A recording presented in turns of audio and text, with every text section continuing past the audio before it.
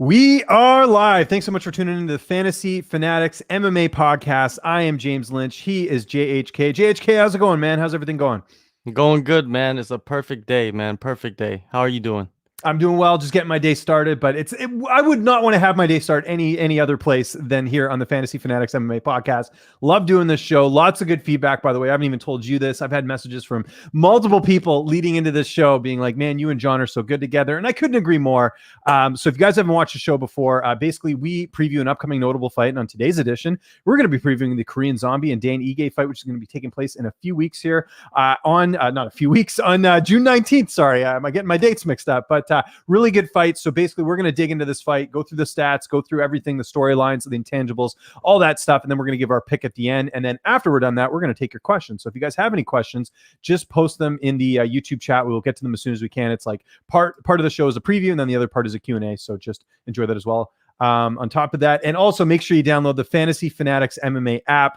It's great. John and I do our picks on there every week. I might have forgot to do mine last week, but I will definitely do mine this week. And also, John and I are going to have our underdog picks of the week as well on this show. So again, you can talk some smack. I was wrong last week on the main event. Maybe I'll get it right this week. We'll get into all that. So we'll see what happens there as well. So yeah, we're good to go here. Just making sure I posted all the stuff on social media. I did. Okay, so let's, as we usually do, start with how we got here with this fight. So if we're looking at the rankings right now, you see Korean Zombie obviously coming off that loss to Brian Ortega in his last fight, and Dan Ige coming off that win over Gavin Tucker, fellow countryman. Dan Ige is ranked number 8. Korean Zombie is ranked number 4. So 4 against 8. You look at the guys in between there. Arnold Allen just fought. That wasn't going to fly. Josh Emmett still recovering. Calvin Kattar shouldn't be fighting for a while. So this matchmaking makes a lot of sense from that perspective. And like we said, it's a tale of two cases where Zombie had that title shot in his grasp. He had it. Had he beat Ortega, he would be fighting Volkanovski next. That did not happen. The opposite happened. That we'll talk about that fight in a sec. That was such a weird fight because, like, looking back now and looking back to what we thought was going to happen, totally didn't happen that way for most people. We'll get into that as well. But yeah, so Zombie's obviously this is a fight for him to still prove he's a contender, and for Ige, it's another opportunity for him to get over that hump. Not to say he's faltered too much, but you look at the Calvin Kattar fight. That was a fight that was going to propel him to being a contender. Did not happen. We'll see if Dad Ige is a thing coming up here in June in this fight, because obviously he just became a dad for the first time. And yeah, so it's a tale of, like I said, Zombie still proving he's relevant as a contender, Ige needing to prove that he's a contender as well. Is that how you look at this fight? I love the matchmaking here, though. I think it makes a lot of sense.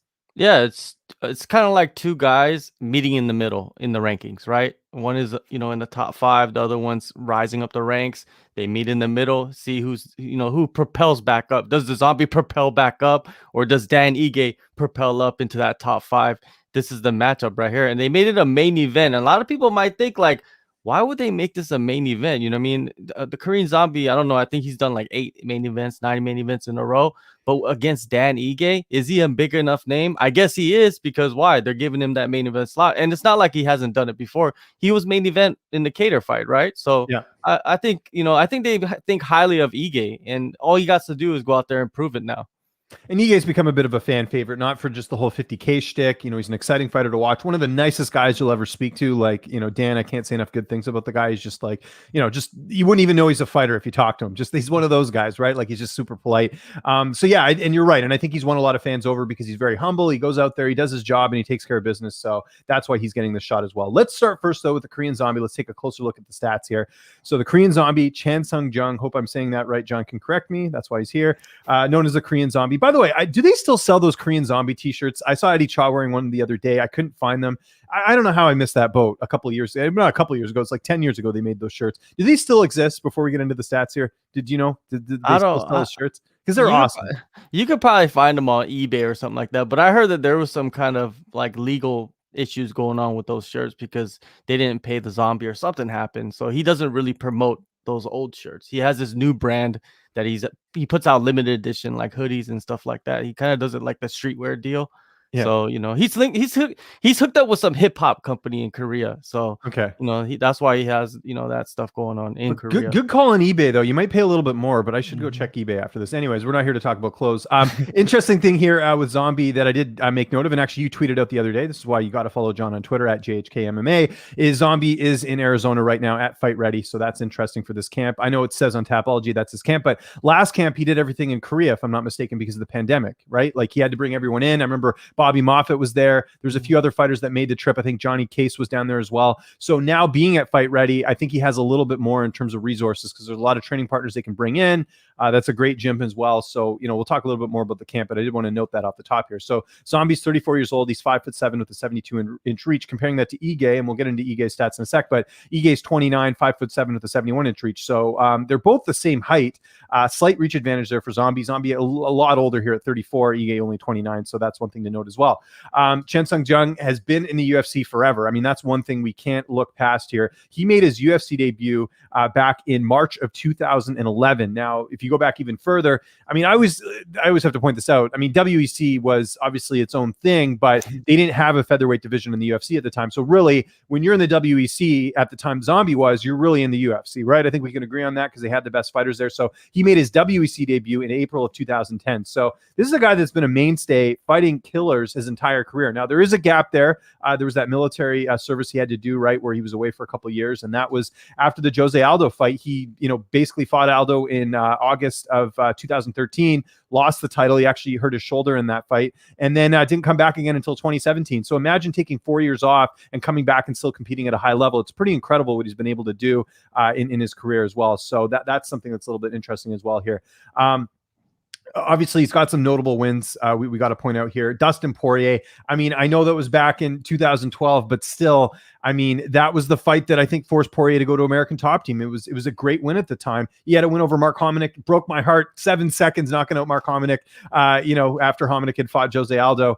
So that was a big win as well. Dennis Bermudez finishing him. Bermudez was kind of a gatekeeper at the time. Moicano, I think he had only had one, or maybe he only had one loss at the time. I think prior to that in the UFC, for him to finish Moicano in the first round, super impressive. 58-second finish there. And then of course the Frankie Edgar win, which, that still is a good win. I know people might say Frankie's, lost a step or whatever, but Frankie was still winning fights even after he lost to Aldo. And if you look at how many fighters have finished Frankie Edgar, I know Sandhagen's in that category. He's only the first one at bantamweight to do it. But you look at featherweight, there's been 2 guys that finished Frankie Edgar. It was Brian Ortega and Zombie, which is impressive. Even Max Holloway couldn't finish Frankie Edgar in a fight. So that's something that you got to look at with Zombie. He's still got lots of power as well. The Brian Ortega fight is why we're here, right? This should be Brian Ortega and or should be Alex Volkanovski and Korean Zombie. It's not. He lost that fight decisively. And here's the weirdest thing about this fight, and we sort of alluded to it there.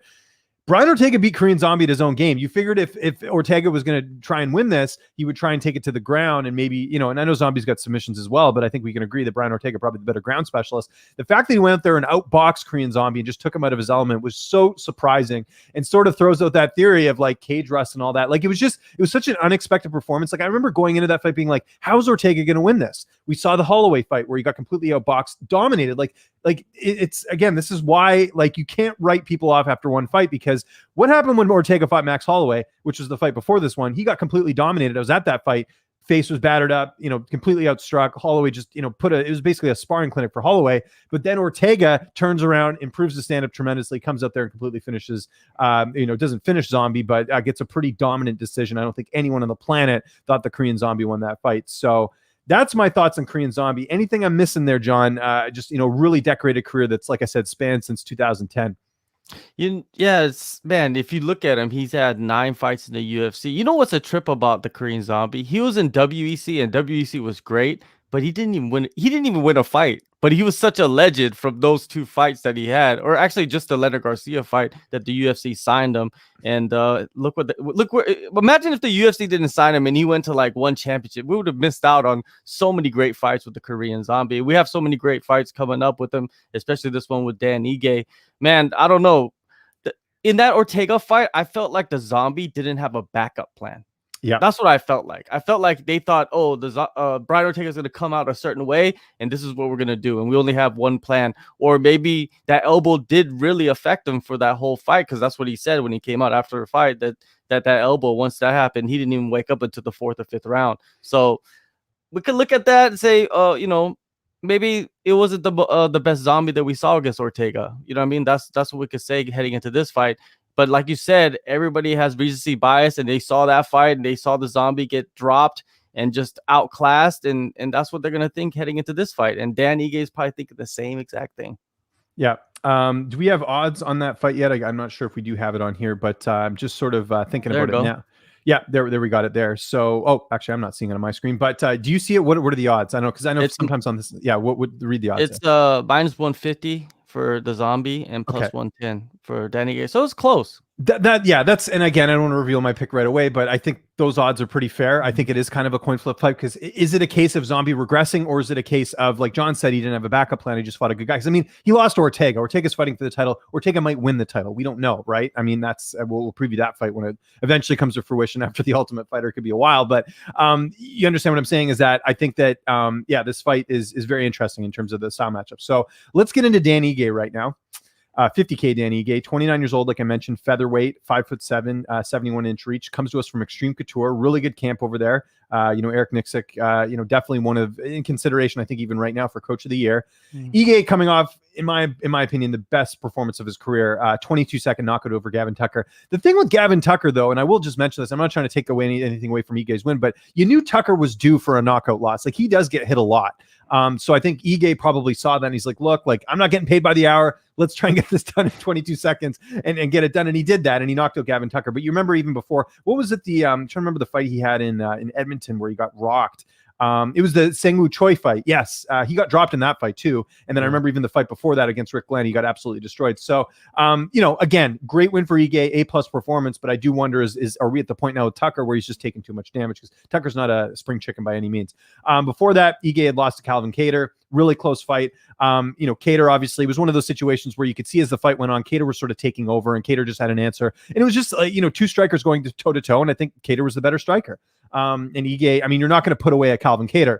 Max Holloway found that out, right? I mean, he threw the kitchen sink at Calvin Kattar. Somehow Calvin Kattar went into like zombie mode and just continued on and, took the decision, right? So I don't think Ige was going to go out there and do that. Now, before that, he fought Edson Barbosa. I do want to point out this fight because I do like sort of looking at this type of stuff. I remember watching that fight and thinking Edson Barbosa won. Now, I haven't gone back and watched it, but I remember at the time that's what I thought. And if you look here on MMA decisions, I'm just going to quickly go over there in terms of how the media scored this, because I haven't actually looked at this in a while. Only 2 media members scored the fight for Ige. 1, 2, 3, 4, 5, 6, 7, 8, 9, 10, 11, 12, 13, 14, 15 media members scoring the fight for Edson Barbosa. So just keep that in mind. It was a close fight. I don't think it was a robbery or anything like that. I think when you have a fight that's that close, like, it's one of those things that happens. So yeah, there could have been a loss there against Edson Barbosa. Just want to point that out and granted, Barbosa's, quite the talent as well. The fight before that, he fought Mirsad Bektik. I don't think that was a split decision. I think he clearly won that fight. So no arguments there. And then he beat Kevin Aguilar, Daniel Henry, Jordan Griffin, Mike Santiago, and then lost his debut to Julio Arce, which in hindsight is kind of weird looking back because I think Dan would destroy Julio now. But it was I believe it was a switch up in an opponent. I think it was supposed to be Dan Ige and Charles Rosa. Yes, it was. That was that Boston card for Ige's debut. So there you go. Ige's been in the UFC since 2018, which is crazy because, like I said, Zombie's been in the UFC, 7 years before that. So it's a little interesting there as well. So Ige doesn't have as much experience as Korean Zombie does, but that's natural because he's a younger fighter as well. But like I said, these last couple fights, been interesting. Like I said, Barbosa, good win. Tucker, the way he finished him, good win. Bektik at the time was a good win. He was 13-2 at the time, so you can't take anything away from that. But the thing with Ige that we're seeing is he's getting better every fight, right? Even the Kattar fight, here's a situation against Gavin Tucker where you think maybe, Tucker's going to be able to take advantage here like Calvin Kattar did. He couldn't. Ige gets an A+ performance. So your assessment of Dan Ige and sort of the growth he's made since being in the UFC. Yeah, myself personally, I didn't really start paying attention to Dan Ige until the Mirsad Bektik fight and the Edson Barbosa fight, of course, because there were such close fights. But he did beat Mirsad Bektik, I think clearly. It was like a unanimous decision. I don't know why it was a split decision because he outstruck him tremendously. But before that, I didn't really see him. I didn't really pay attention to what he was doing until those 2 fights, and I realized, okay, Dan Ige is a problem, man. And then when he was going into that Calvin Kattar fight, I thought that he had a very good chance of beating Calvin Kattar. I think a lot of people didn't believe so, but I guess Calvin Kattar proved that in that fight that he was another level. But he came back, and I think he just, I don't know, it kind of shocked everybody too at the same time when he knocked out Gavin Tucker, because it was like one of those knockouts where it was just like boom, like it was one shot KO. And I didn't think people realized that Dan does have KO power, Because when was the last time he knocked anybody out? It was Mike Santiago, but it wasn't like that. That like one was it one punch KO? No, it was it was more like a TKO. It was a TKO ground Yeah. and pound win, if you remember. And no offense to that win, but I mean Santiago, I think, was cut after that, and he's still been, I think, struggling a bit on the regional scene. But yeah, I mean, either way, like, yeah, that's the last time we've seen Dan get a really quick finish like that, you know. So it's a little bit interesting. Yeah, so Dan, you know what I mean? Like that last performance, when you look at it, it's like, okay, now he's heading in to this fight against the Korean Zombie with that confidence. Like, I could knock people dead cold with one punch. That's what I'm going to do to the Korean Zombie. Yeah. It's a lot of confidence right there. There is, yeah.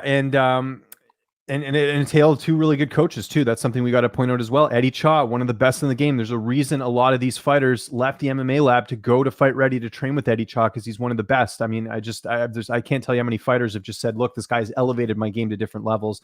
And also you're getting, and I don't know if they work together, but you know, the odd time you get Captain Eric coming through, you get Henry Cejudo, like that environment is very good. Eric Anders just raves about the camp. He's you know, he's going to be doing all his camps there now. I know Curtis Millender was there as well recently. So you're seeing a lot of fighters head over there for a reason. It's a great camp. And conversely with the Extreme Couture as well. Like the only thing with Extreme, I'll say, and this is something I've been talking to Eric Nixick about, they have a lot of guys in that gym. So I know Eric does a good job of sort of balancing who he works with, but there are the odd times when people get lost in the shuffle. Now, granted, obviously Dan's a main event. He's not going to be forgotten in a big fight like this. I'm sure they'll get the attention he deserves, you know, leading into this fight. But it is one thing to just note that, like, you know, there are a lot of people there, so it is kind of more of a balancing act. Whereas I feel with Fight Ready, there's not as many fighters. So you know, Eddie's. I mean, him and Zombie are like best friends. So they, you know, they're everywhere. I mean, the guy went to Eddie left his family, you know, last camp and went to Korea to go train them. I mean, that's a pretty big sacrifice right there. So that's everything there. So yeah, we've talked about both fighters and what they can bring to the table. Again, Ige's got submissions. He's got good stand-up as well. He's got knockout power. Like I said, we don't see the knockout power that much. He's just got 2 TKO/KO finishes in the UFC. On the regional scene, he had a couple knockouts as well, but not really known as a knockout guy. Now for Zombie, he is a knockout guy. He's a finisher. I mean, a lot of his fights do not go the distance. So that's what makes this interesting with it being a 5-round fight. Who does that favor? I would think it has to favor Zombie just because he's been in that situation a little bit more, the 5-rounders, right? So he's been used to training with that. The other thing that Eddie told me last heading into the Ortega fight was Zombie's had a lot of injuries, obviously, right? Not just from, fighting, but, the military stuff. Like he's had a lot of stuff like in his career. His body's, taken a beating in that sense. Maybe Ige doesn't have that same wear and tear, but they fixed a lot of that. A lot of his training, his strength and conditioning. I remember Eddie telling me last fight, mentioning that I think Korean Zombie could not do he could only do a couple pull-ups, and the last camp he was doing them no problem. They sort of fixed that. He said some issues with his shoulders and all these other things. So you hope that things are better, but I do like the fact he's at Fight Ready. I think that is a big benefit for him. I think it takes him out of his comfort zone a little bit. He's in the States. It's all business. And like I said, he's getting better resources there in terms of training partners, a lot of UFC level guys coming through. I know he had some good, training partners in Korea, but I'm just, I would think that at Fight Ready, you sort of have your pick of whoever. And plus there's a lot of fighters hanging around there in Arizona too. So it's probably not hard to get other people in as well. Hoping it, and I know you're going to do the same thing. I'm probably going to get an interview with Eddie Cha here soon. Zombie's a tougher interview to get, but Eddie Cha, man, great interview, good insight. So hopefully going to get something there. And hopefully I'll get to talk to Dan as well before this fight on top of that. All right, let's leave the suspense as is. Who are we going with? Like we mentioned, -150 there for Korean Zombie is a slight favorite. That's where I'm leaning here. When this fight was first announced, I was telling you this off air. I thought, you know what, Dan, this is probably a good spot for him, right? Zombie coming off a loss. He sort of needs this if he wants to be contender. But the more I think about it, Ige's, to me, his only path to victory really is if he finishes Zombie. And it could happen, but Brian Ortega couldn't do it over 5 rounds. And you look at the last time he was finished, the Yair Rodriguez elbow in a fight that Zombie was winning, last second thing that happened. I mean, I don't want to call it a fluke, but I'm going to call it a fluke. That was a fluke. I mean, I think if that elbow did not land, if it missed somewhere else, Zombie's probably not, losing that fight. He did lose to Aldo back in 2013, but that was also, he had a shoulder injury in that fight as well. And then he did get knocked out by George Root back in 2010. But I think overall, if you look at his fights, he's pretty tough to take out. And even some of those finishes, the Aldo one, for example, that was a 4th round finish. Yair was 5th round. You get where I'm going with this, John. If you're going to finish the Korean Zombie, it's not going to be a Gavin Tucker situation. It's likely going to be something a bit later. Does Dan Ige have that same pop in a 4th or 5th round? We don't know. We've never seen him do it. His finishes are quick. The Santiago win, the Tucker win, they were early on. So that's sort of where I look at this fight, where I say you've got 2 guys who are physically the same. I mean, in terms of height and reach, Zombie's a little bit older, a little bit more wear and tear, but he's also fought better fighters overall. If you look at the resume, Korean Zombie's fought better guys. So he's got that in his back pocket as well. If Ige can't get an early finish in this fight, I think Zombie wins. I think Zombie's technically better. I think if it goes to the ground, Zombie's a little bit better there too. I just see him not making the same mistakes as Ortega. And like you mentioned, John, I think he's going to have a backup plan. If things don't go well in the striking department, use that ground game. Remember the win you had over Dustin Poirier where you submitted him. Like, those are things he's got to use in his back pocket against a guy like Ige. Because to be honest, I don't remember really seeing Ige on the ground at all, right? How good is his jiu-jitsu? I know he's got some submission wins, but is it as good as a guy like Zombie who's been in the game a lot longer? We'll see. So my pick is going to be Zombie.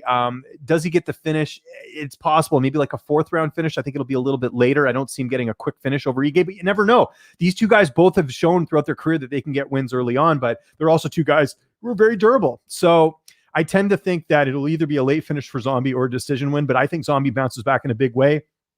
I think a lot of people are going to put too much stock into two things. Number one, Ige's win over Gavin Tucker in his last fight. Like, I could honestly see this line flipping. I could see Ige being the favorite by the time we do the fight, because not only the Tucker win, but also Ige's a fan favorite on Twitter. People like him. He's very interactive. Zombie, not so much. He's, doesn't speak a lot of English. He's not as interactive. I could see, people sort of having the bias of the fan favorite and sort of ignoring that, kind of like we've seen with some other fights recently where, the more popular fighter tends to get more love from the fans. So I'm going with Korean Zombie. I'm curious to get your pick on this one. I don't think you're going against Zombie here, but we'll see.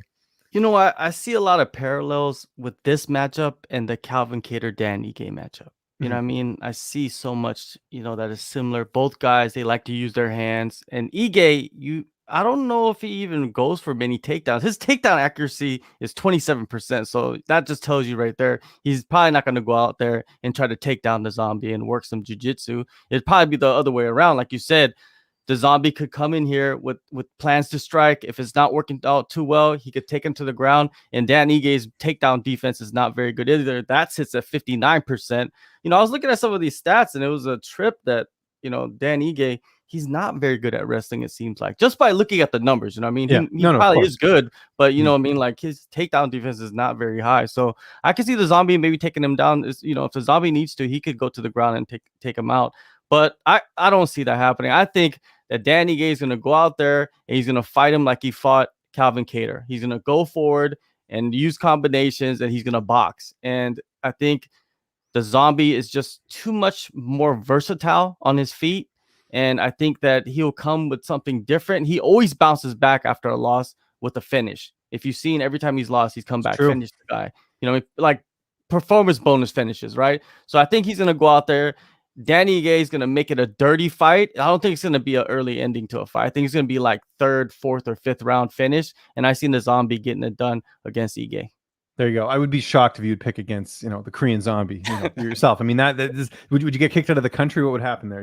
Probably. They probably sent me to the military again. Yeah, exactly. I sent you did you have to do military service? Yeah, I did military service. Did you really? Oh, good for you. Yeah. I didn't know that. So yeah, that's crazy. I didn't learn something every day about my co-host. There you go.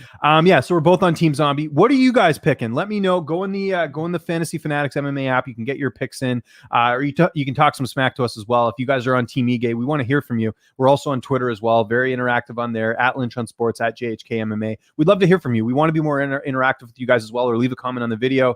Curious to see who you guys are picking for this fight, because like I said, it's a close fight. I agree with the odds. I think the odds are perfect. I don't typically agree with how odds go in terms of how they open the lines, but I think it's very clear. Is it a case of Zombie regressing and that, maybe Ortega isn't as good as we thought he did, and maybe Zombie's taking too much damage? Or is it a case of just one bad fight and he can bounce back? We'll see. Ige, like I said, has been waiting to break through that contender spot. This is a great opportunity for him. I don't think he passes the test, but we'll see what you guys think as well. All right, let's get to the questions as we usually do. Keep them coming. I know we don't have a ton right now, but we'll continue on. And we got lots to talk about anyways. There's so much going on in the world of MMA right now. Let's get to the boss man, James. He says, which fight are you most excited for about this weekend? This card isn't getting much love. I agree. This card is not getting much love. This is more, I'll just be completely honest with you with the JHK. This is one of those cards where probably going to PVR it. Probably going to catch up at my own pace. I'll probably tune in live for the main event, but it's you can't watch every card back to back unless you're a single guy. That's sort of my theory. And if you're married, God bless your wife, but my wife doesn't have that much patience as well. But let me just have a quick look at the card we got coming up here and seeing some of the fights. The fight that immediately just stands out to me is Jeff Neal and Neil Magny. I'm very interested with that. Yeah. That could have easily been the main event of this card. I understand why it didn't, because I think they would have to renegotiate for it being 5 rounds. I think there's they're both coming off losses. Like, do they want that pressure, with both coming off losses? So to me, for sure, it is going to be the battle of the Neils, Neil Magny and Jeff Neal. I do like Jeff Neal in that fight, but we'll see. Neil Magny has been known to surprise every now and then in terms of fights. What about you? What's one that's catching your eye, John? Man, Diego Ferreira versus Gregor Gillespie, man. Yeah. Gregor Gillespie's coming back after a long layoff. You know, his last fight got canceled. They give him a new opponent. Diego wants to get in there. I'm pretty sure you talked to him ahead of this fight. He seems like he's rejuvenated and, you know, kind of has a bad taste in his mouth with that decision against Dariush. I'm interested, man. This is very intriguing because Diego has what? He got great jiu-jitsu. That's how, remember in the start of his career with the UFC, he was taking guys to the ground and submitted them, right? And then he kind of he rounded out his game. Now he could strike. I wonder if Gregor Gillespie is going to strike or if he's just going to wrestle with Diego. That's what intrigues me most about this match. I think he's going to wrestle. I think that you're going to know how this fight's going to go within the first couple minutes if Gregor can get that takedown. If he gets the takedown, it's probably going to be a grind out fight that we've seen Gillespie do time and time again. Remember the Yancy Medeiros fight? Guy couldn't even get a breath of fresh air because he's getting taken down every second, right? So that could happen here. But, you know, Diego trains with a lot of good wrestlers at Fortis, right? So you got to keep that in mind that he's getting, you know, high-level training and is probably, you know, learned how to stop a takedown, but can he stop a Gregor Gillespie takedown? Because how I see it is, if the fight stays on the feet, I think Diego's got a clear advantage there. We've seen what Kevin Lee did to Gregor Gillespie. We've seen that, you know, Diego's got some good stand-up as well. So if it needs to go there, it will. And then his ground game's good, like you mentioned. Like we've seen him, like, look, he submitted Pettis. Like that's not easy to do. You know, like you look, I think people sort of gloss over that win as well. And there's a lot at stake here for Gillespie. He's been hyped up for years, just hasn't gotten the fights, hasn't been as consistent as I'm sure he'd like to be. And for Diego, he was on that path to being a contender, but then loses that split. Like it's crazy. This is something I asked him. I said, does it ever cross your mind that you probably would have been fighting Tony Ferguson if it wasn't for losing to Beneil the split? And of course he's like, yeah, you know, whatever. But I mean, there's a lot at stake here. So yeah, great choice for that fight as well. I'm really excited about that one. I do have Gillespie in that fight, but you know, like I said, if he can't get the takedown or he can't be as successful with his grappling, I think you got to give the edge to Ferreira as well. So 50-50 fight, in my opinion. Let's keep the questions coming here. Roman, always good to hear from you. Roman's on like every one of my streams, man. I love the support, man. Really appreciate it, Roman. Says, with Jan Glover in September, I don't think Yuri will be able to fight for the title this year. So why not do Rakic Yuri in the meantime to determine the next challenger? Great point. You know, it depends what these guys want to do. If maybe Yuri does want to take some time off, I don't know. I didn't catch his interview with Ariel. I'm curious to see what his timeline is. But yeah, the Rakic fight makes sense. I've never seen two fan bases hate each other so much than these two, because anytime I post something about Yuri, it's Rakic is ducking him, he's scared of him. And then whenever, you know, Rakic fans post something, oh, Rakic would destroy Yuri. It's like, it's crazy. So I just want to see this fight to see the fans just go absolutely ballistic. So I'd be fine with that. But personally, I said this on my recap show, which is on my Patreon, patreon.com/LynchOnSports. I talked about how I think Yuri's done that performance he put on Saturday, one of the best light heavyweight fights we've ever seen. I know it was 2 rounds, but still, he did more than enough to earn a title shot, way more so than Rakic did. Nothing against Rakic. It was a good win against Santos, but Yuri did something in that cage that thought, okay, this guy's ready for the title. Rakic, good win, but I don't think was as impressive. Your thoughts? Yeah, Rakic, he didn't win convincingly. Yeah. Yuri won convincingly. Like, it was nasty. And he went and he put himself in bad spots and still won. Reyes had that guillotine choke. You had you had him getting rocked a couple times and him still coming back. Like, he took risks. I think that's what won fans over with him, you know, on Saturday. And then also just the fact that, you know, he's like that's what you need to do. Like, there's nothing about Rakic's win over Sanchez that makes me think, okay, maybe he can knock out Jan Blachowicz or beat Glover. But with Yuri, I do feel that way. Like that, I don't know. Maybe I'm overhyping his win a little bit, but to do that to Reyes, no one's done that to Reyes, including Jan Blachowicz. Like, that was a way more impressive win, in my opinion. So, yeah, I don't think it's a lose-lose for anyone. I think Rakic might end up having to fight Yuri and vice versa. So that could make sense too. Maybe they could put that on the same card and do it as a backup. What if one of them falls out? You could do put Yuri in or whatever, right? So maybe do that. But I don't think they're gonna put Yuri against Rakic. I don't believe so. I believe that they're gonna have Yuri wait. But then when would Yuri fight? Because we're in it's May right now. So I mean, at the earliest, you're looking at maybe November, December. Yeah, right. I think December. If they fight in September, yeah, December. I think they'll try to line it up. If they can, of course, they're gonna make him fight somebody, and Rakic is probably gonna be the guy. But I think the UFC really likes Yuri. Like, of course they do. He's a character, man. Like, he's a character and he's a savage at the same time. Like, he's all about the martial arts aspect, but then he'll go in there like he's a Mike Perry type of fighter, right? He just goes in there. Like people said, he's kind of like a Tony Ferguson, but at light heavyweight. And you know what he's like? true. You know what he reminds me of to a T? And let me explain this because I know people are probably not going to get the analogy when I get off right at the bat. He reminds me a bit of the early Joanna and Jacek that came to the UFC mixed in with like a Tony Ferguson, where you've got someone who's got this broken English, but he says enough that's like, you know what he's trying to say, and he's endearing to the fans. Like people love interviews with him because you can see him trying to learn the English, and he's like, you know, he's really making an effort. And I appreciate that. There's other fighters, not going to mention any names, but there's some where, you know, they always use the translator and they could probably break through it a little bit. But Yuri does it all on his own, and I give him props for that. So there's that. And then, yeah, the wackiness, the Tony Ferguson stuff, the hair, the, you know, the backflips, all that weird stuff like that. But that's what makes you stand out and that makes you unique. Like I guarantee you, if I, you know, I always do the grocery store test. If I go, you know, ask 20 people in a grocery store about, you know, a fighter, they're probably going to know John Jones. They're probably going to know Conor McGregor. They're not going to know, say, you know, Davis and Figueroa, for example. But I guarantee you, if I said, hey, did you catch that fight on the weekend with the, oh yeah, the guy with the weird hair and he got that spinning elbow knockout, that alone will separate you from 90% of the roster. And that's what Yuri did successfully. So yeah, I love Yuri, man. I was so amped on that win. That was super, even though I picked against him, but again, he proved me wrong. I love that. You know, it's like when Brad Tavares fought Adesanya, same thing. I thought, you know what? Adesanya too much too soon. Adesanya proved me wrong. So there you go. So yeah, we'll see Roman. But I think either way, yeah, I think I agree with John as well. They could wait for that as well. Unacceptable chat tree, which again, one of the greatest usernames here. How do you think one performed with US audiences on TNT? I heard some rumblings that I think it was the last one or the one before did not view so well, but one of them did. I can't remember. What are you hearing? No, I saw that the numbers went up every week. So, you know, the first show wasn't very high. It was like 100K or something like that. And then it went up to like that's what it was. I got it mixed up. It was the first show that was supposed to do better, didn't, and then the other ones did well. So yeah, but I don't know. I don't know what 100K and 200K and 300K is. That high numbers? I guess it is. If it, you know, for a first time on US TV, if it's good numbers, then it's good numbers, man. But I don't live in the US, so I don't know what the US. Well, I don't either. Yeah, I just see whatever's on Twitter. By the way, hard. And look, I know it's a promoter's job to promote. Do you follow Campbell McLaren on Twitter? Oh, of course. Does that not annoy you though? Like it's like so tiresome. It's like we beat PFL, and it's like whatever. And it's like I can't even name any fighters on your roster, man. Like you got to do a better job of that. Like I listen. The more promotions, the better. The more opportunities, the better. I'm never going to be that guy that says, hey, you know, these fighters suck or whatever because they're in a different promotion. I'm not about that, but it's a little much when he's like, we are almost close to the UFC. It's like, okay, maybe you are, but like, I can't name a single, like if I can't name a handful of fighters on there, although I did see Nolan Hernandez, UFC vet, he signed with them the other day, but I can't name a lot of fighters over there in Combate. Just because they don't, it's like they're kind of just like flying under the radar. Like I don't even know when their next card is, you know? So yeah, it's tough to say, but yeah, we'll keep an eye on the ratings as well. Roman, who does Tony fight next if he wins? Well, if he wins, I mean, he's right back in the driver's seat. If he beats Dariush, now it depends how he wins. If it's like a close decision, maybe they still give him, you know, another prospect. But if he goes out there and finishes Beneil, which I don't think that happens, but let's say it does, he's getting like, and I mean, let's look at the rankings right now. Lightweight, who would he get? He'd get Gaethje. I think he'd fight Gaethje. No, he already fought Gaethje, right, last year. So I don't think they'd redo that fight. But maybe like an RDA fight, right? Because I don't think RDA has an opponent. That type of fight, it would continue on already though. He beat years. I know years ago, but it was like 2017, I think, is when they fought. That's all. You know Tony's what? Pretty much fought everyone. So. You know what I think could see happening? Yeah. I think that if he beats Dariush, he'll probably end up fighting Hooker.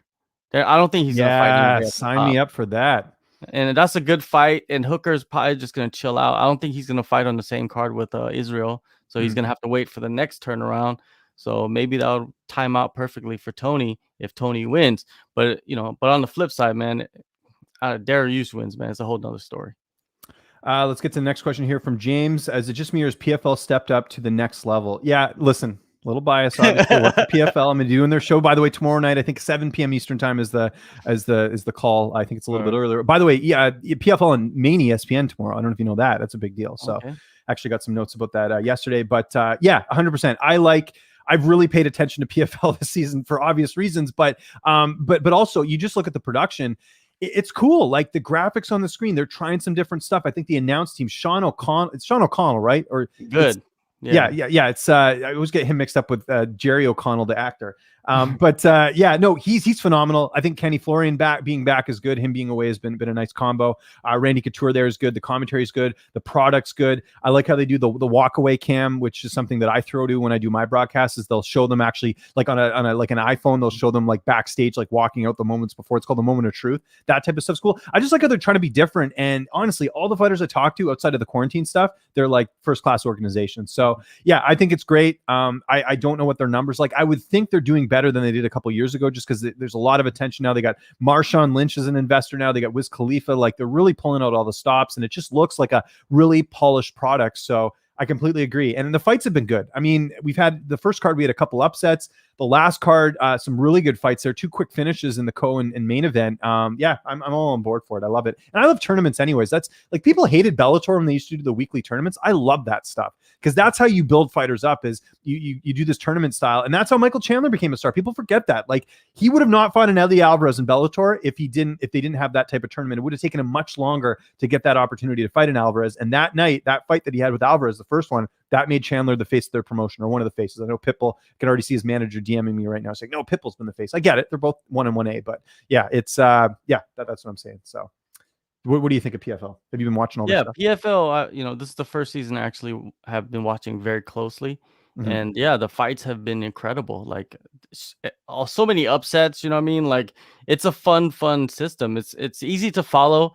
So I don't have too many complaints about it. But one thing that shines most is just the fights have been great. And yeah, and Sean O'Connell, that guy, he doesn't even sound like a fighter. He sounds like he should be an announcer. Like it's well, to be fair, insane. he's had a radio show. Even when he was fighting, he had a radio show for a while. So he's had like good practice with that. But yeah, it's so smooth. Like that, to me, a good announcer is someone where you don't notice that they're doing anything wrong. You could say that about plenty of other announcers, but he's just so smooth. Like it's like he could do any sport, like you can't say that about every MMA announcer, but he could do like any other sport, and I think he'd be fine. He's just so smooth on the mic, so it's very tough to do that. Very good. As someone who's done commentary in a very low level, by the way, but still got to point that out. Roman says, yeah, people here in Austria do not like the fact that Yuri is getting this much attention. That's cool. I love that. I think that's interesting. Like to see these two fan bases go toe to toe. I think it's awesome. So it's good to hear as well. We got a question from, is it Lucas? He says, do you see John Jones going back to 205 after heavyweight, or is he ducking the Czech samurai? Let's get the word ducking out of the equation here. We're not about that here on the show, but no, I think Jones, I've said this from the hop. I think Jones felt that he could make more money at heavyweight. There's more interesting matchups. I mean, obviously things have changed since he made that decision. I think Yuri is very much a rising star for them, but you look at the top of the heap, you got Jan and Glover fighting for each other. Is that a fight for casual fans that they're into? Not really, right? I don't think people have really fallen in love with Jan Blachowicz. They wanted Izzy to beat him for that exact reason, right? So I think they're going to struggle a bit in terms of star power in that weight class. But no, I don't see Jones going back. To me, if he's bulking up, why would you go back down? Doesn't make any sense. I hope it gets figured out, man. I do want to see John at heavyweight. I am very intrigued to see if he can take a Francis Ngannou punch, or he can, handle the wrestling of a Curtis Blades, or, Derek Lewis, or, a knockout power, things like that. So I don't think Jones goes back down to 205. What do you think? Yeah, by looking at him, I don't think once you gain weight, I don't think you want to lose that weight again. This is just normal human, actions. Like I'm so like invested in John Jones being at heavyweight. For him to go back to 205, it'll just be a huge disappointment to everybody. And me, I'm Bobby number one, in line, complaining about it all day, every day, and ducking this Czech samurai. That's just funny. That's just funny that you call him the Czech samurai. Yeah, it totally looks like that, man. Would you not want to see John and Yuri though after that performance? And that's the bummer of this whole thing. Had John stayed at like heavyweight, that fight would have been bananas. Him and Yuri. Can you imagine that? Yeah, I think the UFC, they like Yuri because Yuri could be a champ and he would be just wild. Like the style that he brings as the champ, it just draws attention. Like you said. You go to your work, the guy comes up to you and tells you, hey, did you see the fight last night with the guy with the ponytail, look like Tong Po from Kickboxer? You know what I mean? Like they're attracted to him. And I think they really want Yuri, man, as the champ. I don't know why. I just get that feeling. And in a fight with Blachowicz is very violent too. I think that's a good matchup. But Glover, man, he could put a screwdriver into all of that, right? Just the old man up in Connecticut getting ready to Yeah, beat it's everybody's like a ass. hardcore fan. I'm very Yeah. excited to see Jan and Glover. Yeah. I'm intrigued. Yeah. I have no idea who wins that. I mean, I wouldn't feel confident picking either guy. It's crazy. It's the two guys that you count out all the time, right? Doesn't Yeah. happen too often. We're going to kind of answer all these at once. So there's 3 straight questions. So we'll start first with the Roman. Did you know that Yuri was offered a contract years ago? Yeah, they talked about that on the broadcast about Yuri being offered a contract. He wanted more experience. Good for him. I mean, how many fighters do that where they're like, no, I need more experience? And you're betting on yourself too, because let's say he did have the offer of a contract and then he lost a couple fights, he might never get in the UFC. So he must have been pretty confident even back then. And yeah, it all worked out for him. Like I said, he's gotten even better. And I think, like, I can't remember a fighter other than maybe Adesanya, and even then it seemed like he had to take more fights, that has had this much of an impact in such a short period of time. Like I said, he's turned me over like 100%. Like, I've always liked Yuri and I always knew that he could knock out Reyes, but to put on the performance he did on Saturday, I was just blown away. I was so blown away. Before the UFC, I met Yuri in Japan. Did you really? At Ryzen, his last fight before the UFC, before he went over and signed with the CB UFC. Dalloway, the CB Dalloway fight, right? Yeah.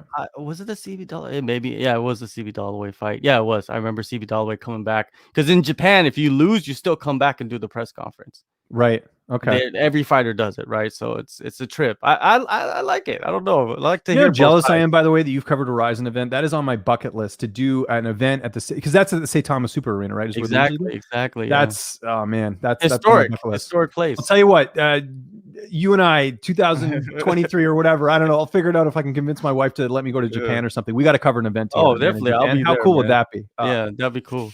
And it'd be even better at the Tokyo Dome, because that's even a bigger venue. So I've never been to Asia. I want to go so badly. It's so cool. Japan would probably be one of the good places to start with. You know what I mean? It's the more advanced, a little expensive. That's why I don't like it. I just go for the video game stuff. Like, I'm all into retro video gaming. That's I want to get whatever I can over there, video game wise stuff, all the Mario stuff and all that. But yeah, go back to meeting Yuri, man. I remember like contacting his coach before that show, talking to him, and then when I went there, I met Yuri. Dude, Yuri is massive, dude. I bet. I was just gonna say, because he's what, 6'4", I think. Yeah, it's just like, what does this dude look like? A giant, man. It's just, yeah, shaking his hand and just like meeting him. This was like before the UFC. I was like, man, this guy, he just looks like he's gonna be a champion somewhere else. And like, what, 6 months later, he's in the UFC. It was incredible. It's crazy. The biggest guy I've met, Brock Lesnar, by far was the biggest. Oh, he was Brock Lesnar. I have a video blog on my channel from a couple years ago. I think it was during the Stipe and DC fight, the first one. And Lesnar, if you watch, I think I got footage of it, but Lesnar's like a couple feet ahead of me, and it just looks like an army truck or something. He's just so big. Him and Curtis Blades is pretty big too, if you've ever seen him in real life. The biggest guy, yeah, Hong Man Choi. Oh, I bet. Oh, that you met Hong Man Choi. That's awesome. Yeah, multiple times, dude. Just, or as they call him in Asia, Choi Hung Man, right? That's how they say it. Exactly. Choi Hung Man, the techno. I watched so much Dream back in the day. Sorry for the audience. We're marking out here. We're going all nostalgic, but man, I used to love Dream, because when I was at Fight Network, we used to get all the Dream footage all the time, like without commentary, just the raw footage, so we could hear the crowd, and it was super cool. So I watched all those fights. People forget Joseph Benavidez fought in Dream. People forget that.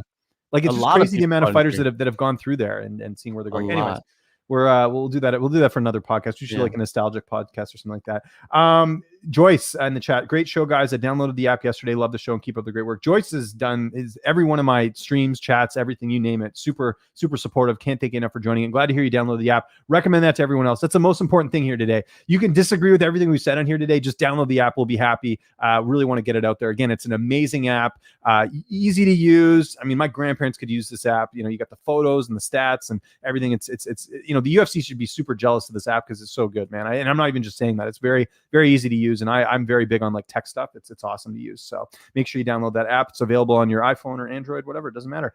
Joyce also says the card this weekend really isn't that bad. I know we lost the original main event, but it's still a pretty good card for a fight night card. Yeah, I mean, there's some like I'll just quickly go through some of the fights that I think really interest me. I like the Hawes and Kyle Dawkins fight. That's gonna be great. Amanda Hebos and Angela Hill is gonna be great. I broke this down on my show Monday. I'm curious to get your thoughts on this, but this is how I think the fight's gonna go. Amanda Hebos is gonna win a close decision. Angela Hill fans are gonna cry a robbery. Isn't that usually how it goes with Angela Hill fights? It does, but I think that this time the luck is gonna change. And you think he'll beat Hill? Really? Yeah. Okay. I just think Angela Hill will win a split decision, and the Rebus fans are gonna be complaining about. Well, no, I don't. Yeah, I don't think the Rebus fans are as vicious, but we'll see. Gillespie and Ferrer we mentioned is good. Jeff Neal and Morono and Cerrone is amazing as well. We might as well actually get to our underdog picks right now. Spoiler alert. I like Alex Morono in this fight. I know he's taking it on short notice, but Morono, the typical welterweight. I know Cerrone's fought at welterweight too, but I like the fact that he, has been more of a mainstay there. He had a bad fight against Pettis. There's no mistake about it. I think part of that though was the fact that his corner wasn't there, right? Safe Sayud that week. Remember, Jeff Neal had affected him too in the main event when he fought Wonderboy. His coach got COVID, so he didn't have a proper corner for that one, and I think it threw him off a little bit. And you remember he had that good first round against Pettis, and he sort of crumbled after that, and Pettis was able to take advantage. I think with Cowboy, it's always the same story with him. Like he's still doing his outside the cage stuff. That's got to catch up to you at some point. You can't just drink beer all camp. You can't, go do all this stuff and not just focus on training. So your opponents are always going to have that advantage over you. And, just the damage that Cerrone's taken. Morono hasn't taken that much damage either. I could see Morono going out there and, outstriking him as I'm sneezing. But I like Alex Morono here. He's currently plus money right now. I think it's definitely worth a shot there. And you see my yet to pick. I will make sure I pick Cerrone there as well. Or I pick Morono there. Who do you like in that fight, by the way? Well, I picked Cerrone, but I could see why you would choose Morono as the underdog pick. Like I would recommend him as an underdog pick, even though I'm picking Cerrone. I feel like Cerrone's gonna have a good performance against Morono. You know what I mean? Morono is a guy that moves forward and he does get hit. You know what I mean? And that's one thing that Cerrone does well. You know what I mean? On the back foot is hit people. So I think you could catch him, and maybe there's a finish, or it could just be a wild brawl. But yeah, I'm taking Cerrone on this fight. Underdog pick, I think there's two more I think on the card. The one of them is Phil Haas. He's an underdog against Cal Dawkins, and the other fight is Neil Magny. Neil Magny's an underdog against Jeff Neal. You know what I mean? Like we've seen Neil Magny go against these power strikers, right? And what does he do? He weathers the storm and he beats him in the later rounds, right? I think that could probably happen in this fight too. You know what I mean? Neil's been around the block, man. It's not like he just started fighting. Then look at him. What is he? 6'3", but there's 5-inch reach advantage. I think this could be one of those fights where everybody's counting him out again, and then he comes through. I think that's what's gonna happen in this fight. I'm thinking I'm gonna take Neil Magny. I haven't made a pick yet, but if it's an underdog pick, it's Neil Magny in this fight. That's interesting. I'm just checking here. Sorry, I'm just quickly making my picks here. This is how easy it is, ladies and gentlemen. That's I did make our pick. It is there, Neil Magny. Yeah. Okay, good. And I'm just going to see here. Who am I going with here on that one? There we go. Okay, so all my picks should be in now. So I don't know if it shows up on the screen here. We'll see if it refreshes. Oh, it does. It does. Yeah. So that's I should do this before the show, but either way, it just shows you how easy it is to make your picks. And I like how you can pick the method as well. I like Neil. I think Neil wins a decision. I don't think he knocks out Neil Magny. Neil Magny's typically, if you see him get finished, it's usually a little bit later. I think Neil's the better striker. I think it stays on the feet. The thing with Magny is like his wins that he's got recently are wins where he's just sort of eking by. The Rocco Martin win, the Jingling Lee win. With Neil, he's like making statements. He's going out there and dominating a Bilal Muhammad. He's knocking out Mike Perry. That's to me the difference. Like when I look at fights, I look at what are you doing for me here? Are you doing something, are you doing what you're supposed to do? Or are you doing something a little bit extra? Neil does that. He goes that extra mile, and that's why I think he gets it done there. So I got Neil by decision in that fight. And I imagine the prop for that is actually pretty decent because Neil's more of a finisher. I know for some books right now, I'm just looking on it here, Neil by decision is plus 225. Ooh, I'll take that all day. I think Neil gets it. So we'll see what happens. What else we got here? Unacceptable Chatri says, dare I say some soccer style diving culture edging into MMA, Aljo, Rug, Pinero in short succession, all a bit dramatic. Never going to be the guy to say someone's acting or anything like that. I mean, look, say whatever you want. I don't know. I think every case is a little bit. I will say this though, the whole Aljo thing, like people comparing the Anthony Smith thing to Aljo is not really fair because you can clearly see what Hyon did was a lot worse than what Jones did to Smith. I'm just going to leave it at that because I already know there's going to be people being like, what are you talking about? So I'll just leave it at that. But I think if you want to think that that's great, I'm not here to debate the merits of someone acting or not acting in the cage. I just talk about the fights. That's about it. John, how do you sit on this issue? Have you seen the Rug video of him of what he did? It is one of the funniest sequence of events that you'll ever watch in professional sports, man. It was just funny. Just go back. It's on YouTube and you can watch it anytime you want at the end of the fight where it's just like he gets it doesn't even look like he gets hit. And he just points at his neck and then just drops to the ground. You know what I mean? Like it was just. I'll have to go check that out. Yeah, you got it. It's very. Wasn't this guy like super hyped though? Weren't they saying exactly? I was hyped on him, man, and then it looked like he was just gassing out and he just couldn't continue. You know what I mean? I don't think he was going to be able to get to the next round. But the Pinheiro thing, I don't know. Like, Randall Marcos is coming out and saying some things, right, about that situation. And I remember when they asked her, what was the question that they asked her? And she said, "Did I win the fight?" or something like that. I didn't see it actually. That was one thing I didn't catch up on. Okay, so it was something like she said, "Did I win the fight? Did I lose?" So when she got kicked, like she lost all her memory at that instant. Is that what happened? Because that's what it seemed like happened. You know what I mean? I'll have to go back. I'll have to go back and check it out. Yeah, and people are saying that she was faking it, and then they carried her like out the ring. Why did they carry her out? Why did her coach carry her out the ring? If she needed to be carried out, wouldn't they put her out on a stretcher or something like that? That was kind of a weird thing too. You know what I mean? A lot of people were pointing to that as something suspect. But I don't want to ever say a fighter's faking. Yeah. You know what I mean? Because then you get to the side of like, okay, now the fights are fixed. You know what I mean? Like those are like, that's just all speculation. We don't know what's real. You know what I mean? You only people that know is Aljo, Rug, and Pinheiro, right? And they're gonna have to live with it if they're faking it, right? So I don't know. It is what it is with that. I can't argue on this side or the other. Okay, keep your questions coming, everyone. We can get that question off the screen. I want to switch gears a little bit. We got to talk about this whole thing with Diego Sanchez. Man, did you see the interview he did yesterday on Sirius XM? Oh, no, I just saw the video that he put out, a clip. Yeah, it was the one. I think it was the one where he's crying. Yeah, it's hard to watch, dude. Like it's bad. It's bad. Like if you're a real fan of the sport, you watch just that clip, it makes you sad inside.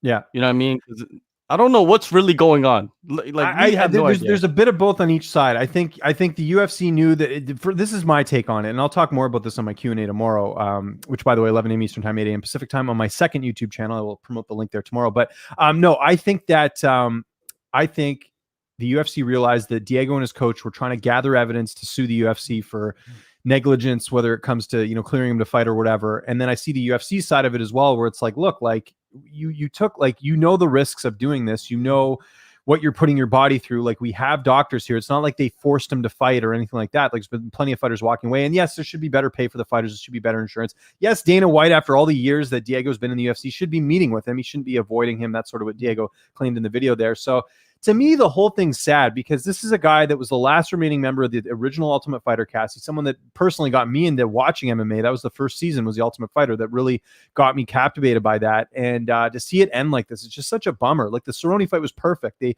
were former training partners. They developed some bad blood. This was a great way to end his career. And now it's Cerrone fighting Alex Morono, and Diego, I don't think any promotion will sign him. I don't. I mean, maybe like a freak show, like a Triller type thing might bring him in. But I think outside of that, if you're brave, if you're one championship, do you want to deal with that headache? Absolutely not.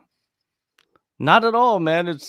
Whatever he's doing now after the fact of him being released is just worsening his case to continue fighting. It's not going to happen. Like you said, it's going to be like celebrity boxing or Triller, or that's it. Then no one's going to sign him. If they do, I'd be very surprised, and it won't probably be for very much money.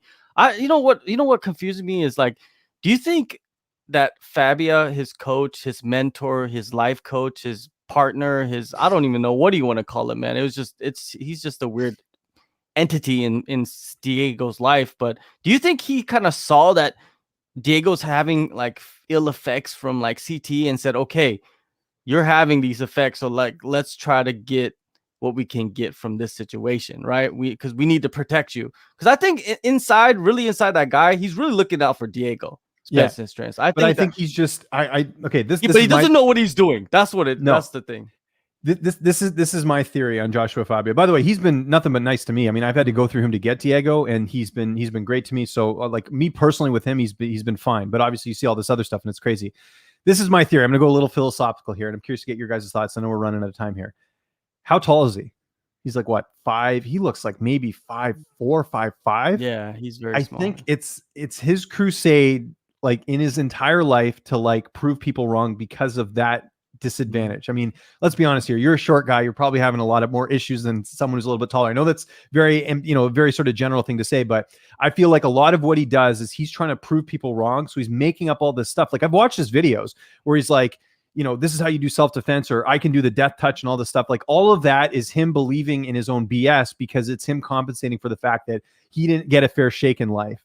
And so I feel like, yes, I don't even think he's necessarily like manipulating Diego. I think Diego's just buying into whatever he's saying because like he has all this weird stuff in his head, and Diego's just buying into it because Diego's in a very vulnerable position, right? Like he left Jackson Wink. He had all these issues. You know, he's at the end of his UFC career. He's got all this stuff going on, and we've seen Diego have issues throughout his entire career. Remember when he left Jackson Wink the first time because George St. Pierre was training there, and he didn't like that, and he felt betrayed. So he went to San Diego and trained with, I forget who it was, but he had a team out there in San Diego. Then he came back to Jackson's and trained there forever. And then like, it's just issue after issue with him. And just like, I remember he's been divorced and all, like he's just, there's a pattern with Diego, and that could be attributed to a CTE or whatever, but there's issues where he's had, you can see where, you know, things have not been stable for him. And I think it's just a case of like, he met the worst person at the worst time. And it's just, this is the result of it. And the fact, and you can just see in the videos with Fabia, he's trying to make it about himself. Like, why does he care what the commentators are saying about him? If you're a true manager, true coach, it's not about you, it's about your fighter. And you can just see over and over again, like that whole thing he had with Matt Serra, where he's like, you should know who I am. It's like, no, like it's not, it's about Diego. It's not about you. So yeah, it's the whole thing's sad, man. That's the only way I can put it. And, you know, people making fun of it or whatever. It's the same people who make fun of Tito. I know Tito does a lot of dumb stuff, but he's become a meme now, and it sucks because he's got CTE. And that's really why Tito is like the way he is. It's not because whatever, like I don't think he's a bad person. I just think it's like, but you see what I mean? The culture we live in now, it's like, let's make fun of this. And that's what people are doing. It sucks. So Yeah, you know, I'm not a doctor, so I don't know if you know they really have. Yeah, you know, we're not, you know, phrenologists or anything like that. But when you see kind of this weird behavior, you gotta think it's something. You know, it's got to come from somewhere, because they weren't like this in the beginning of their career. And I don't think they just had this like switch of, you know, like fate or whatever, like, you know, ideology or something like that, to where you become so extreme. And, you know, with Diego, man, it was sad, dude. Like, yeah, that was a sad interview, man. Like, yeah, I'm gonna go back and listen to the whole thing, because I heard it's really good. But man, it's just sad that, you know, when he was like explaining, like, you know, I went through so much that you don't even know for this company. I'm just like, and it's true, man. It's 100% true. All the fighters do. All the fighters do. It's not just Diego. And that's what I got from that interview, is like, it just reminded us, like, this sport is unforgiving, and the fighters put themselves through things that you could only imagine. And you need to respect them for that. And it isn't just limited to MMA as well. Sorry to interrupt you. I just watched I've been like obsessed lately with watching like old school wrestling documentaries, like pro wrestling. I just watched one on Roddy Piper that came out a couple weeks ago on A&E. And it's funny, the same sort of thing happened where Roddy did an interview with HBO, and he's talking about how, you know, wrestlers get treated like crap and like no one cares, and there's no health insurance, no pension. And obviously Roddy ended up tragically passing away a few years later due to a heart issue, probably because of all the damage he put himself through. But it's the same. It reminded me, literally seeing the Diego interview, it reminded me of that interview with HBO that Roddy Piper did in 2003, I think it was, and just talked about the effects of wrestling. Like, it's a brutal industry. Both are. And they're both a similar business model. It's about the company. It's not about the fighters. It's about, this is our brand, take it or leave it. These are our rules, take it or leave it. And it's a very brutal thing. And that's why, you know, people wonder, like, you know, people call me a simp or whatever because I defend the fighters sometimes. It's because of shit like this, because sorry to swear, but it's because of things where, you know, fans have no idea what these fighters go through. And I see it because you and I both talk to these fighters all the time. You know, the sacrifices they're making. That's why I don't like saying a fighter sucks or making fun of them, because it's one of the toughest ways to make a living, 100%. And, you know, Diego's proof of this. This is years and years of work put in, and to just be cut and fired like that, it's crazy. So yeah, it's nuts. So yeah, just, man, I hope he finds, I don't know, it's just, he's gonna be with Fabio, so I hope they both find, you know, what path they want to take, where they want to go, what's the end goal with this. Because I don't think they're gonna win any legal battles. No, they're not. I have a clip that I'll be releasing soon on my channel talking about Diego's plans for retirement. He just wants to help people, is pretty much what he said. Whether that's good or bad, I mean, if Josh was there, who knows what that's going to lead to. But yeah, it's hopefully he can find some peace, and hopefully, yeah, Diego can live a good life after this, because that's sort of the kind of the result of that there as well. I don't end on a sad note here, John. I do want to quickly, because we do have a little bit of time here, got about 3 minutes left, quickly go over first the PFL card and the Bellator card, just sort of our quick thoughts on it. We don't have to go through every single fight, but the PFL card coming up here on May 6th, which is on Thursday, tomorrow night. Again, you guys can check me out, twitter.com/PFLMMA. I'll be doing a show on there. Just, you know, some of the fights that stand up. Justin Willis making his PFL debut, the UFC cast-off, fighting Denis Goltsev. Willis Morales is the underdog in that fight. That's an interesting one. Also looking at Larissa Pacheco is fighting this girl, Julia Pajic, I think is her name. She's only got 3 fights, and she's fighting a girl who's a UFC vet, and Larissa Pacheco. I don't imagine that's going to end well. I mean, I know it's hard to find 155ers, but still, that's a little bit weird. Excited for Mo Usman's debut. Forget about the last name. This guy's legit heavyweight. His only loss is to Dontel Mays, who's in the UFC. Keep an eye on him. Kayla Harrison's always exciting to watch. Verdum fighting this 6-2 guy. I think Verdum's probably going to win, but I think Verdum's probably going to be one of the favorites. But Mo Usman, that's the fight to watch. I think this guy is I think he made the perfect choice in his career, because I know he had offers to go to the UFC and Bellator, but he chose to go PFL. Why? Because the money's good. And, to have the opportunity to fight for $1 million and get the spotlight on you as opposed to being on the UFC prelims is worth it. So that's my quick thoughts on the PFL card. Anything you want to say on that? Yeah, definitely. I'm looking forward to Mo's debut for PFL, and I did an interview with him, so go check that out. It's on Fight Nice Picks, and I like that he picked PFL too, because if he signed for the UFC, I think the UFC is always an option for him. You know what I mean? Because he could still fight for them. If you go and win $1 million first and then go to the UFC, that's even better, man. Why not? You know what I mean? You have that safety net. So, and also if he goes into the UFC now, he's kind of will be, called like Kamaru's brother, right? Exactly. And you don't want to live in the shadow. You want to, create your own shadow. So I think he's doing a great job. But this one, man, I don't know. I think that this is tailor-made for Usman to win this fight, like early too. Like, to be fair though, there's not a lot of good heavyweights out there, right? Like I know they signed like Justin Willis and a few other guys, but you're going to get a Brandon Sales every now and then, because there's just not a lot of good heavyweights that are I think he's almost 40, or he is 40. You can see there. So it just goes to show that it's tough to get guys to commit to this that are heavyweights. Heavyweight is by far the most shallow division outside the UFC. I think people can sort of take note of that as well. Quickly, I know we only got a minute. Just wanted to go over the Bellator card real quick. Archuleta Pettis, great fight. Don't miss that fight. I'm really excited for that one. I think Archuleta wins. I think he's very good, very, the real deal. I think he beats Pettis. Pettis has been good, but he hasn't been great. Archuleta has been great. Anthony Johnson not fighting Yoel Romero. That's a bummer. He's fighting a 7-2 guy. I think he probably knocks him out. Patricky Pitbull and Quealy is going to be a good fight. Michael Page, Derek Anderson is going to be good. The fight that's not getting any love, Rafion Stotts and Josh Hill. Really excited for that bantamweight fight. Josh he's got 3 losses. 2 of them are Marlon Moraes. One is to Taylor Lapalus in TKO, which was a fight where Josh had a long layoff, came back in, lost a split decision. Really excited for that. But Rafion Stotts was this close to signing with the UFC a couple of years ago. Fought Merab Dvalishvili in CFFC, got knocked out in 15 seconds. That derailed everything. Merab went to the UFC. Rafion went to Bellator. Still a great record though, 15-1. This is the sleeper fight on that Bellator card, and I still got to make my pick for that one. It's tough for me because I followed both guys very closely throughout their career, but good Bellator card coming up here. You also got Patchy Mix fighting UFC vet Albert Morales. You've got Lorenz Larkin and Rafael Carvalho at 185. Henry Corrales makes his bantamweight debut. Johnny Eblin, who I know you talked to. The first fight of the night is Eric Perez, the UFC vet. This is a stat card. You don't want to miss it on Friday. Really excited for that. Just quick thoughts on Bellator. Yeah, and the fight that's interesting to me, and I'm pretty sure a lot of people are not interested, is Lorenz Larkin versus Carvalho, Rafael Carvalho, but at middleweight. Yeah, I know. Like, and then it was funny that Rafael I think he was announced for like the headlining for LFA. Yeah, for LFA. And then Bellator re-signed him that quick. It's just like, damn. But yeah, I think that's a good matchup. And Anthony Johnson, what are we gonna see from Anthony Johnson? Like, this is his return after 4 years. A lot of pressures on him. He should win this fight, right? He's got way more experience than his opponent, and it's looking pretty solid. So yeah, it's we'll see what happens there. All right, we've been seeing a lot of upsets, so we don't know, right? We got to get out of here. I got to hop on something else here. Thanks so much for watching. We do the show every week. We preview an upcoming notable fight. If you guys have any questions, just hit us up on Twitter and on Instagram. Last thing, always got to mention this. Download the Fantasy Fanatics MMA app. The Fanatics MMA app, I should say. iPhone, Android, doesn't matter. We're on there. Make your picks. Our picks are on there as well. Really excited to, just love this company, man. Can't say enough good things. They treat us like gold. I work for, John, you know this. I work for, I don't know how many companies, first class all the way. So really happy to be doing this show every week with you guys. And with John, obviously, too. It's cool that we've been able to combine forces there. Follow me on Twitter and on Instagram at Lynch on Sports, JHK MMA on there. Like the graphic says there, like, share, subscribe. We're trying to grow this channel. We're baby steps. We're going to get to good numbers soon. I know it because I think this is a unique format we're doing here. That's it for me. Anything else, John? I'll give you the last word. Nothing else, man. Have a good time and be safe out there, people. All right. See you guys next week. Thanks so much for watching, and we'll see you soon.